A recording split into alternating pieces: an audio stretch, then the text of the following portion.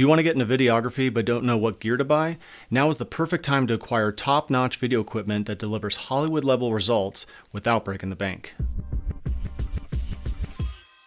Currently, the market offers a wide range of video gear options. This includes everything from cameras, lenses, tripods, stabilizers, microphones, lights, and even editing software.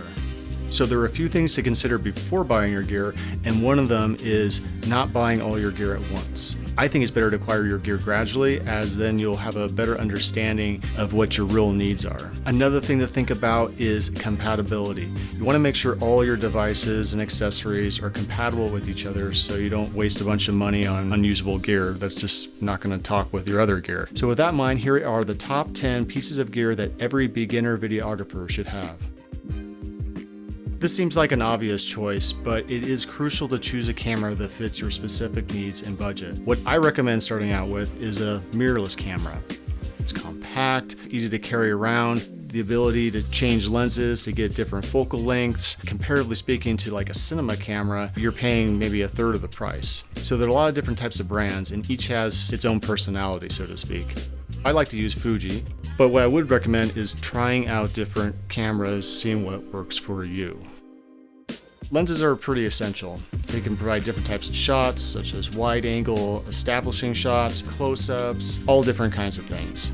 If you're going to be shooting real estate videos, you're going to want a wide angle lens. If you're doing a lot of interviews, you might want to think about a 35mm. So there are a lot of options out there. Kit lens is a good one to start out with. If you do have questions about what kind of lenses to buy, leave a comment below. I'd love to help you out.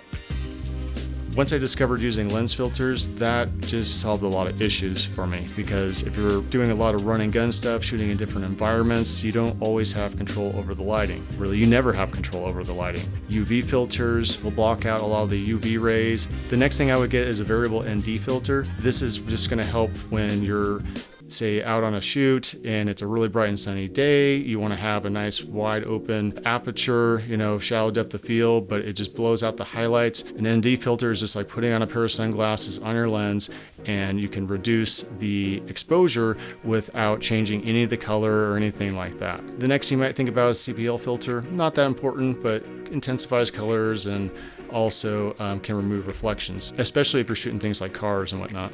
I like to use Tiffen filters. They're not too expensive and their quality is pretty top-notch. A sturdy tripod is an essential tool for any videographer. It not only provides stability, but also allows for smooth panning and tilting movements, ensuring professional-looking footage.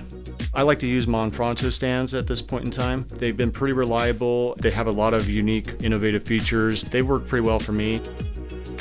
High-quality audio is probably even more important than high-quality video. It's a lot harder to fix audio than it is video. Especially if you're doing things like interviews or any sort of dialogue, you want to make sure it is nice and clean. I like the Rode Minis. They fit right on top of your camera. They do a really great job of removing background noise, isolating what's just in front of them. They seem to last. I've never really had any issues. I got 2 of them and they work flawlessly.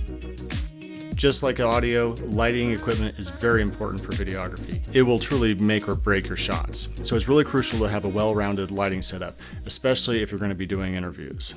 LED lights are great, they're affordable, and they're very lightweight. What I'm using right now is a Godox dome light. That's the SL100, and it's a bicolor light. You want to have maybe at least 3 lights. So you have a key light, maybe a fill light, and an overhead light.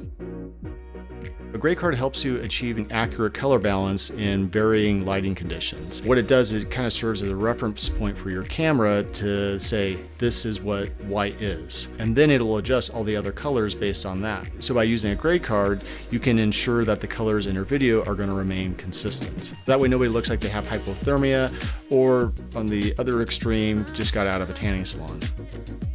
Memory cards, and not just some cheap cards that you found at the grocery store. You want top of the line, fast SD cards that have plenty of storage space. When you're out shooting and you have a ton of footage that you want to make sure is not going to crash on you, you want to make sure you not just have one, but multiple SD cards. I like to use the Samsung 128 gigabyte SD cards. They have a very fast write speed. I have probably about 10 of them. I highly recommend you investing in a reliable stabilization system like a gimbal. This is just going to allow you to have stability and control and get those smooth action shots that really enhance the overall quality of your footage. Personally, I like to use the Zhiyun Weebill S. It's worked really well for me. It's got a lot of nice features, different movements, kind of plug and play, and works really well with the mirrorless camera. You're investing a lot into your equipment, so you want to make sure it's safeguarded and protected. So that's why you want to invest in some high quality protective gear. At the very least, a really good backpack that's padded and designed for carrying camera gear. You can also expand into actual gear cases. I kind of got a hodgepodge of different things, but I have my main backpack that I use for kind of all my main gear, and then I have other cases like one for my drone, stands, lights, anything that's going to get damaged. Well, I hope you enjoyed this video, and if you did, go ahead and smash that like button and also hit the subscribe button so you can be the first to be notified about real-life tips on how to improve your videography and photography skills. My name is Andrew Cooper at andrewcoopervideo.com. I'll see you in the next video. Take care.